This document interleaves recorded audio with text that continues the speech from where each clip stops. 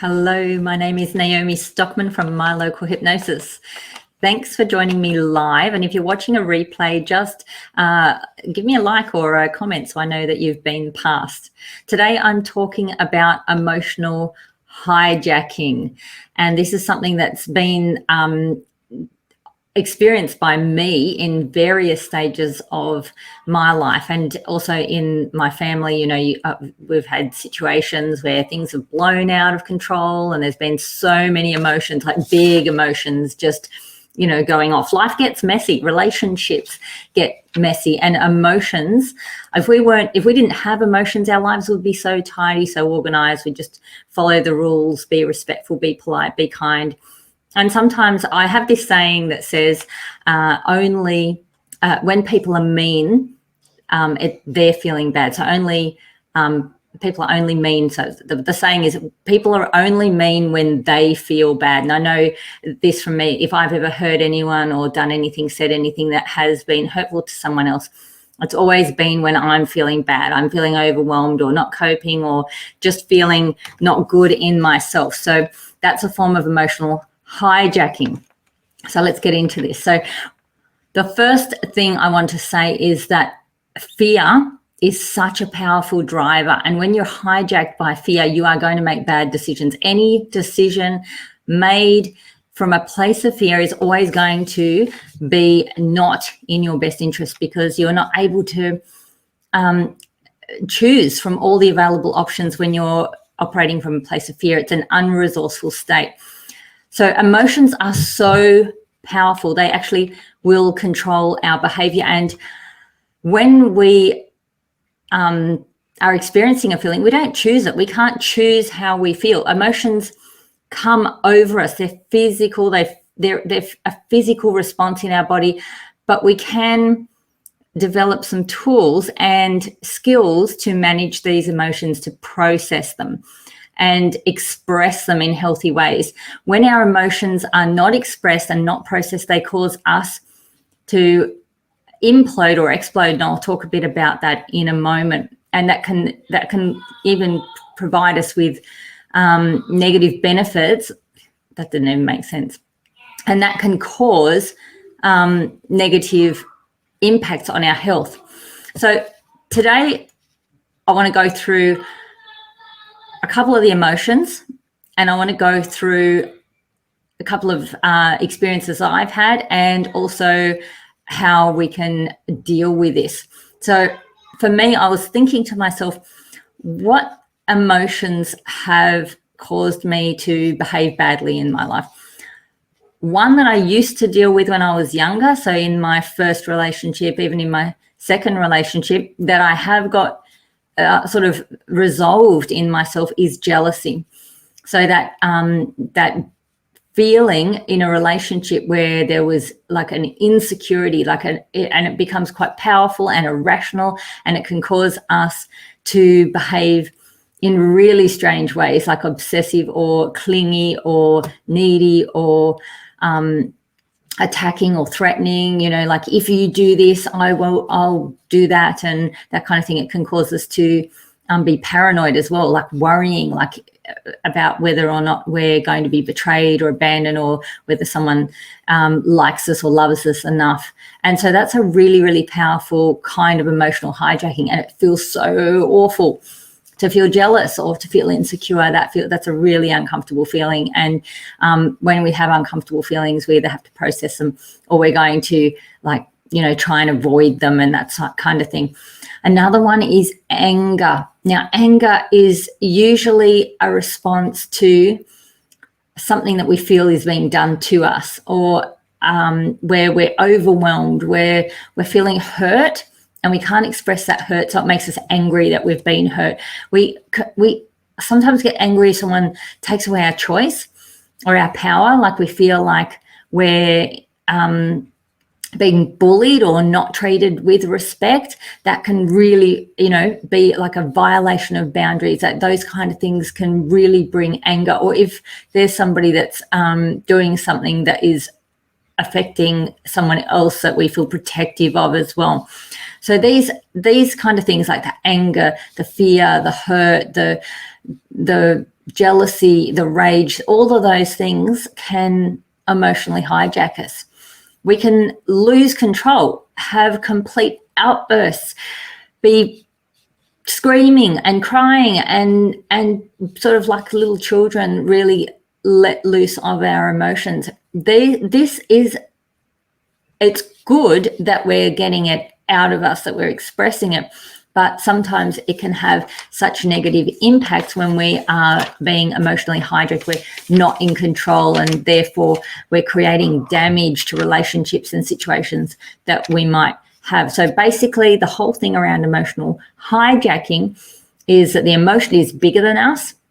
We feel like we can't cope, we're not safe, and something bad is either happening or might happen, or we just feel that it's too much for us, like we're not able to deal with it. So that feeling of inadequacy within us, and perhaps feeling like unsupported or attacked or used. It's, you know, the emotion just comes up, and then we'll deploy strategies that we might have used when we were very, very young, like tantruming, crying, attention seeking, yelling, screaming, you know, everything right through to hitting. I mean, if you think about, you know, assault situations, that person, I mean, nobody wakes up in the morning and thinks, gee, I want to go and beat somebody up. But when somebody's emotionally hijacked, they can lose control of their body and actually like act on impulses. And the reason for that is that when you are put into this high pressure situation, this emotional high pressure situation, you're either going to implode or you're going to explode. Now, imploding looks like self-harm, binge eating, binge drinking, or taking drugs, or running away, like just blocking everybody, turning your back, closing up, staying in bed, not being able to get out of bed, just that, you know, shut down, and getting physically ill. So interestingly, a lot of times I see this is where, you know, people are having like highly emotional states where their body just takes it all and reacts with a physical illness. Other people or the same people in a different situation will explode. This looks like yelling, screaming, shouting, crying, smashing, hitting, road rage, and we've seen that, and assault, that just completely breaking down, like that complete mess that can happen when our emotions hijack us. I just want to put here that I can relate to all of these things. I have had experienced and been that person at some point in my life where life's pushed me to the brink, or someone has pushed me to the brink, or I've been dealing with too many things. I can remember a situation where I was going through a relationship breakdown, complete separation. I was a single mum. I had cancer, so there's your health failure there, and my kids were being absolutely awful. Like it was just, and I remember feeling like my whole body was about to explode, and I was just shouting like a crazed woman. Now afterwards, after we are emotionally hijacked and we lose control of ourselves, there's that shame.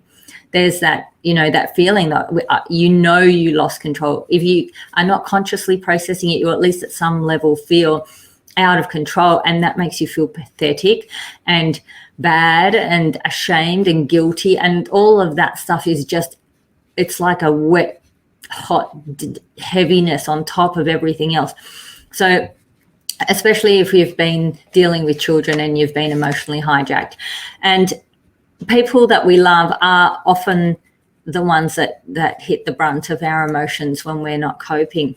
And we all have had times in our life. You can't be human and be perfect. You can't be human, feel emotions, and not have had a messy emotion or an extreme emotion in your life.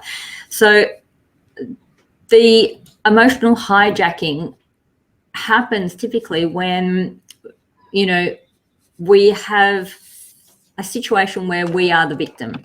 We are not in control. We are in a powerless state, And it's kind of like at times that it's not the actual thing that happens that pushes us, that's caused it. That's more the straw that broke the camel's back.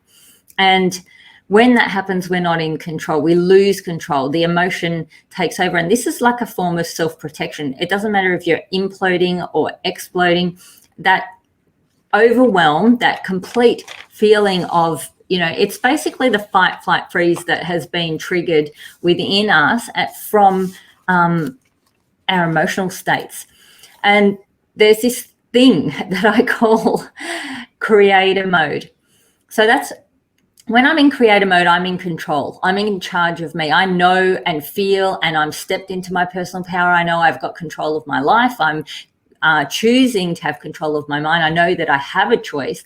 I know that I'm able to control my actions, my behaviors, my emotions, my future, that, I'm not stuck in this out of control feeling, because I can see the bigger picture. What happens when we get into this out of control feeling is we develop like what's called foveal view. It's like a tunnel vision. And when we can open that up and get a broader view, then we're able to recognize that there are choices and that we have power to choose. But sometimes it's hard in the moment to realize how we can be that person, because in that moment, our prefrontal cortex has contracted. It's actually been put on pause. It's not working properly. And so we're not able to respond with all the resources that we normally have in place. And instead we're just reacting. It's like that primal animal instinct, that happens to us.